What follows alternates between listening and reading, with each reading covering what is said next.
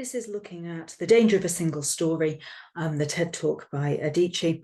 And what you'll need for this is a copy of the extract and a pen in order to annotate it, or doing it on a tablet or whatever. I have done some annotation on it already, which I will talk you through, and I'll be adding stuff as we're going along. I will try and make it as obvious as possible where I'm adding things and which bit I'm up to as we go through. So if you're looking at this extract, I'm assuming that you're doing Edexcel IGCSE. And what you're aiming to do with these extracts is to, first of all, be able to deal with the 12 marker, which is the how does the writer use language and structure 2, and then to do the comparison question, the 22 marker. Now, the more familiar you can get with the techniques, ideas, methods, tone, and the how of how these extracts operate, the easier you will find the exam, especially that 22 marker, because really what you're aiming for is to be able to go through the unseen extract and be so familiar with your studied one that you're kind of spotting those connections, the contrasts, the comparisons all the way through. So if we take it from the top, then if we say the danger of a single story, we've got, first of all, what she's chosen to entitle it, and that idea of there being a real sense of risk and jeopardy, and also this concept of narrative and how we create narratives as human beings. We also know that it's a TED Talk, so that's going to explain, first of all, the conversational tone. We can talk about the fact that it is colloquial. Okay, so the style is colloquial. She delivers this talk in a colloquial first-person style because she wants to make that connection with her audience.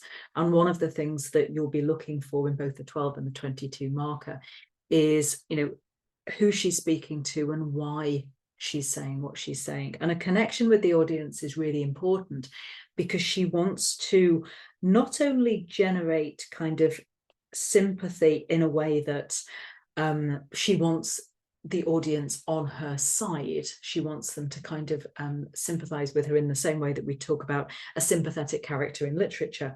But also she's going to be implicitly critical of society. So implicit meaning, you're reading between the lines, implicitly critical of society, and we are all included within that criticism.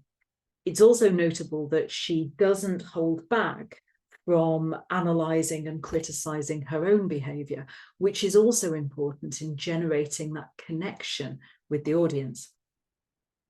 So if we look from the start at this first short, blunt sentence, I'm a storyteller, I'd say that is not only a kind of confident assertion, but I've put the note on top of that line that it defines her identity by her ability to create a narrative. So she doesn't think of herself primarily in this context as a business person, or as a writer, or as a wife, or as a mother, or all these other roles that she could potentially fulfill. She is presenting herself to us as somebody who crafts narratives, and she is going to tell us a number of these in order to influence us. Her kind of style straight away kind of creates a sense, and I'm here in terms of creates a sense of intimacy, that's top right-hand corner.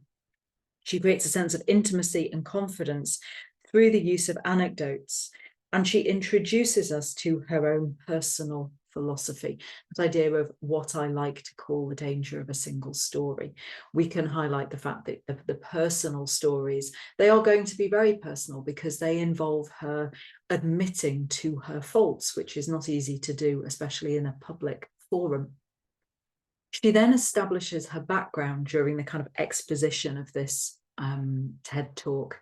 So we have the idea that the background from which she comes is African, and her family are educated. So my mother says I started reading at the age of 2, although I think 4 is probably closer to the truth. So I was an early reader, and what I read were British and American children's books.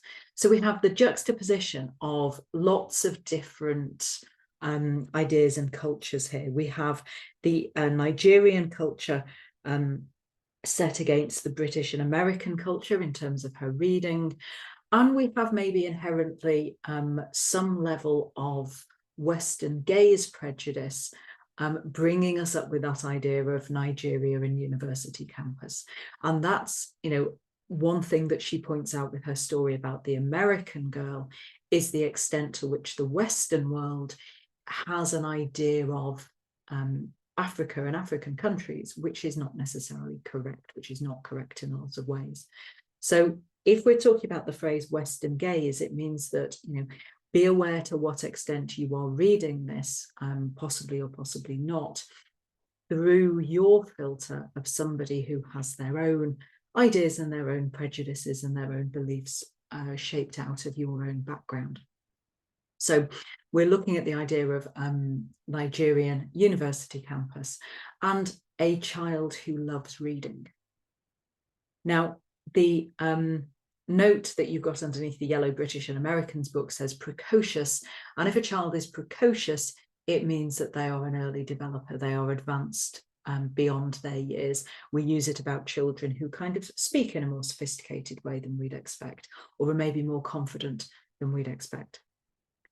So her anecdote is chronological, and she adds in the idea of I was also an early writer, and when I began to write, and she gives details of this in a longer sentence. So after that initial short, blunt, I'm a storyteller, we have this longer, more conversational, relaxed style of anecdote.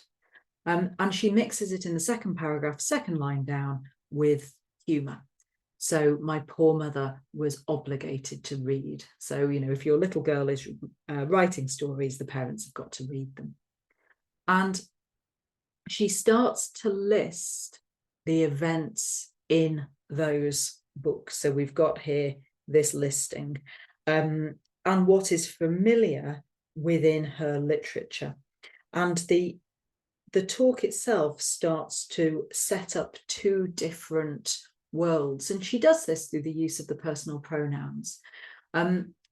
She refers to the people in her writing as my characters. So there's this kind of tension, there's this dichotomy, and I'm going to put the word dichotomy at the top of the screen here. We can say that something is a dichotomy if it has a tension or a conflict, it's kind of pulling against each other. There's this dichotomy between the idea that she has invented these characters of which she's proud, they are my characters, but the lack of familiarity, the lack of kind of relevance they bear to her own life.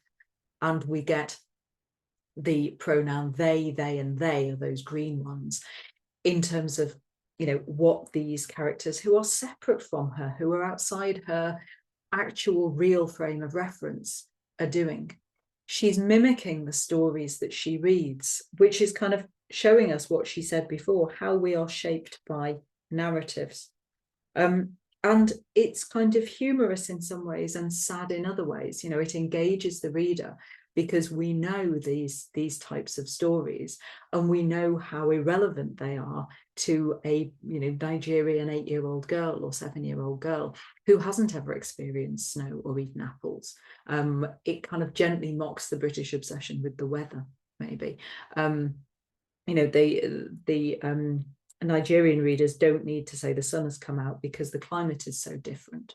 And when you get to the next paragraph, you then get, again, that kind of paralleling with, again, those personal pronouns. This time it's the I and the we. And you get the repetition of never to show this isn't kind of a halfway house. This is an absolute. This is completely alien to her as a situation. Her life is not connected to the story. And then having given us those two paragraphs, she then kind of addresses us directly again. And what this demonstrates, I think, is how impressionable and vulnerable we are in the face of a story. So that we then becomes inclusive of the audience and, by extension, the readership that she's dealing with now. She's saying, I'm impacted by it, you're impacted by it. We are all really kind of at the mercy of a story, because we want to believe in stories. Okay. Her language is kind of that of somebody who is trying to kind of gently use emotion. I have become convinced that these books, by their very nature, she's talking in these absolute beliefs, and you kind of implicitly feel sorry for this little girl who didn't feel for the reason she explains, that she was able to write about her world. And we have this shorter sentence with the kind of change in tone, that revelation. Now, things changed when I discovered African books. And we get the obstacles. There weren't many of them. They weren't quite as easy to find as the foreign books. And it's, I guess, this idea of foreign as well, the idea of the strangeness of this world in her books to her. But she's generally kind of exploring this power of narrative to influence people, even in the face of their own identity. She knows what's going on in her own life, but the books are persuading her that the world, or her world, is somehow different. In the next paragraph, starting in line 20, we have that kind of reflection of the psychological shift. And she lists her realizations, the people like me, and then the things that she knows are true about herself, but then says could also exist in literature. And it's the coming together of this little girl's world in terms of there is literature, which is a foreign place where it's all strange and unknown and things that I don't know about and that don't happen to me, versus my own life. All of a sudden the two start to mesh, the two start to come together. And that final sentence of the paragraph starting on line 20, I started to write about things I recognized, I think imbues a kind of confidence there. On line 24, you have, now I loved those American and British books I read. So she's using emotive language to kind of stress that this isn't a experience that she has, kind of wants to denigrate, that she wants to criticize. Actually, she uses the metaphor, they stirred my imagination, and the metaphor, they opened up new worlds for me, to show us the value they had. But again, it's this idea that literature was distinct from life. Okay? And again, the emotive language is stronger in that final sentence in line 27. It saved me from having a single story when she found African literature. And that idea of, saved versus loved, you can enjoy something, but actually it wasn't particularly good for her. It opened her world to discover these new books. We then have a change in focus, and she wants to establish in a more factual tone her story, her background. So we have these kind of shorter sentences using the verb to be, my father was, my mother was, and stressing their kind of average lifestyle given their conventional middle class background. And what she's trying to do is she's trying to create that bond with kind of her 8-year-old self. So despite her prejudice as a child, you understand where it came from. So you have Fide defined by this short list of things that her mother sent to the houseboy's house. So they sent them to his family. And we have the use of the dialogue, the use of the direct speech. So we can see her mother's approach. You can hear directly what she heard every day when her mother is using Fide as an example of, this is why you should finish your dinner. And then so I felt enormous pity for Fide's family. It is the logical and simplistic conclusion of the 8-year-old child. If you're constantly told that someone has nothing, then that's all you take on board.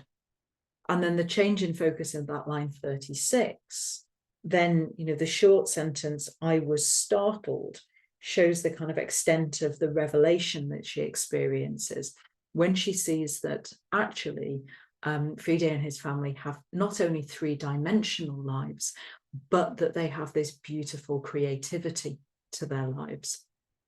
And, she says that, their poverty was my single story of them, emphasizing that, she had viewed them as one dimension. She'd only had one line of thought about them.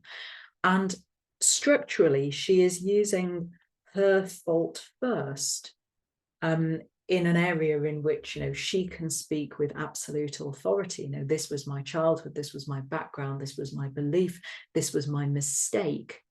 So when she then switches into her second anecdote at line 42, she can be a little more implicitly critical of her American roommate and the system that has created her American roommate.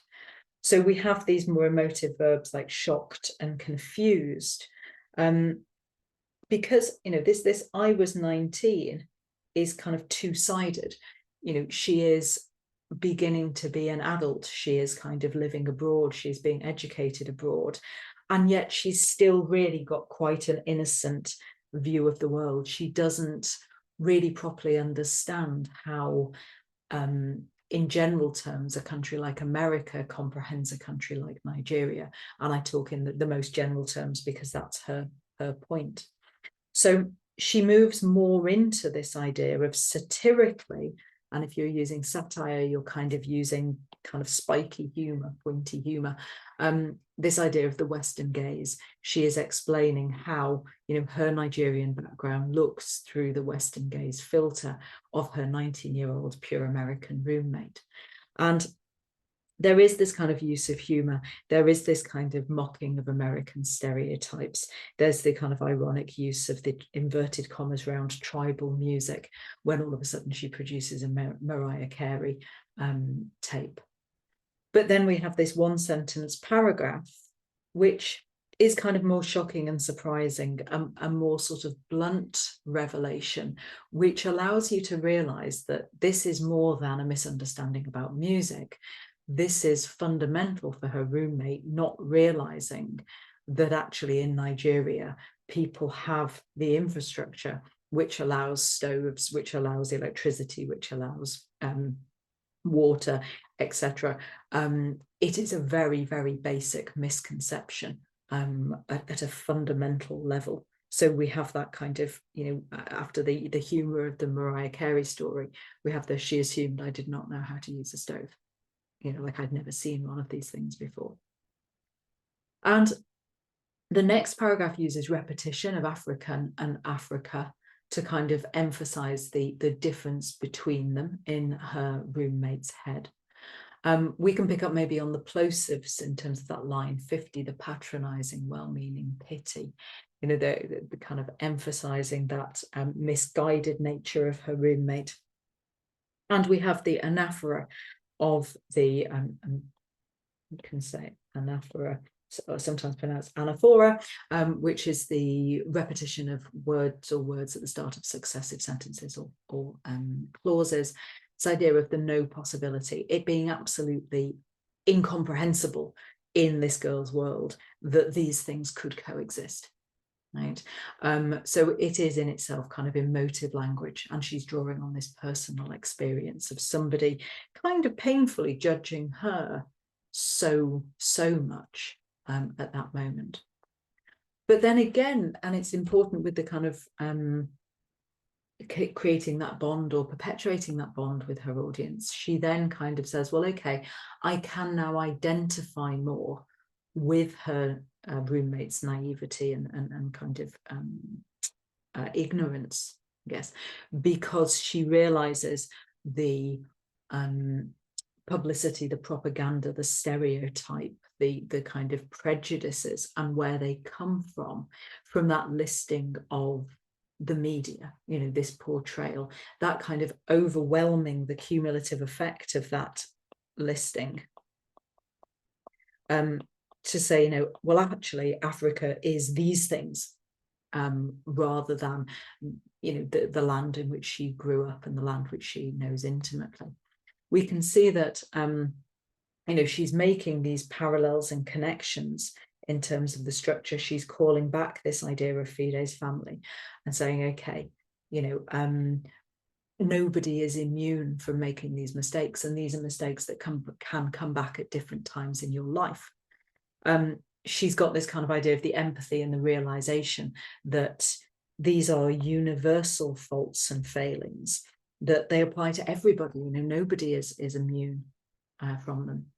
We can notice that it's redacted here. So these little 3 dots, it's not the writer using an ellipsis. It is the idea that they've cut a bit out of the transcript for the purposes of this extract.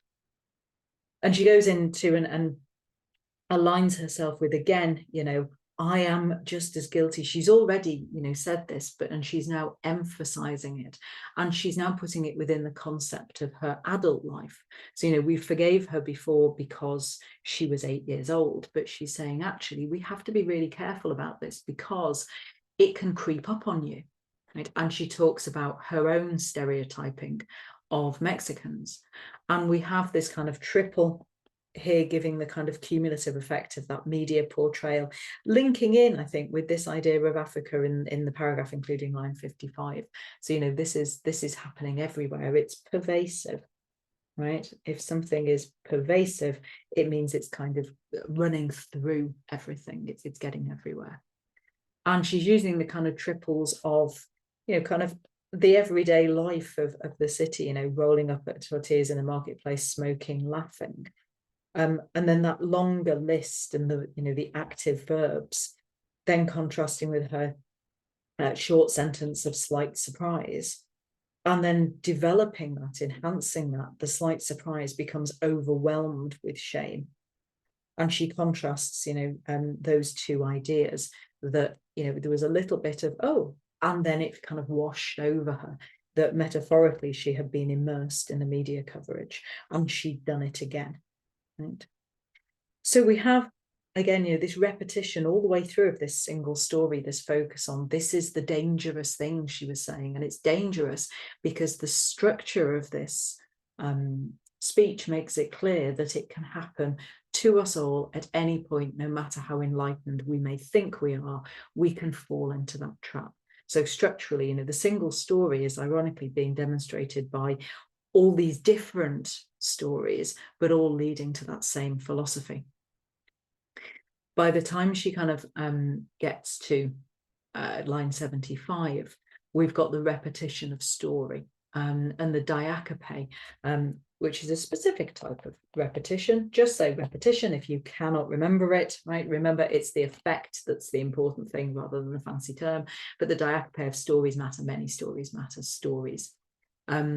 And then we look more at the conceptual idea. We move up into more of the abstract, the idea that, you know, actually it is a narrative that dispossesses people of a homeland. It is a narrative that maligns them, you know, but also contrasts with the antithesis, the opposite of that, the antithesis, antithesis of that, which says, you know, you, as much as you dispossess, you can empower, as much as you malign, you can humanize. Okay, so malign to kind of make bad, and then we remake the humanity. Dispossess takes, you know, take somebody's land, take somebody's possessions away from them, and then we can re-empower. Stories can break the dignity, but they can also repair the dignity. So we've got this balance, and she's kind of really implicitly inviting us to consider that balance through the structure of those sentences and say, which side are we going to come down on? You know, these are powerful metaphors.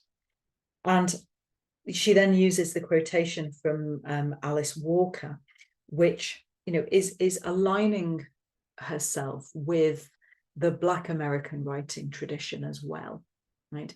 And, you know, Alice Walker talking about the kind of practice of sharing stories, and through sharing stories, a kind of paradise being regained.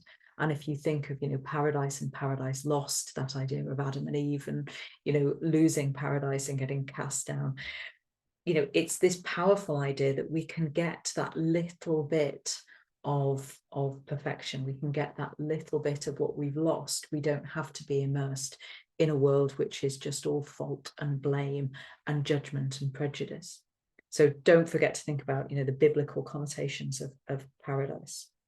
And she very clearly kind of announces the ending of her piece and wrapping things up, and she leaves you with, you know, that piece of advice that she wants you to reject a single story, to realize there is never a single story, in order to re-access that Eden-like quality, in order to make all of our lives individually and collectively a little better. When you are looking at this, for especially for the 22 marker, don't forget that you are looking, you know, conceptually at some ideas. So the big things to think about here, you know, how the writer is so honestly using her own experience and her own faults and failings and her own kind of realizations in order to bring her readership or her audience along with her. And the kind of things that she is telling you, and the prejudices and the ideas in the first person, look at where they are maybe kind of echoed or mirrored or built on or developed or so in that other extract. I hope this helps. Good luck with your exam.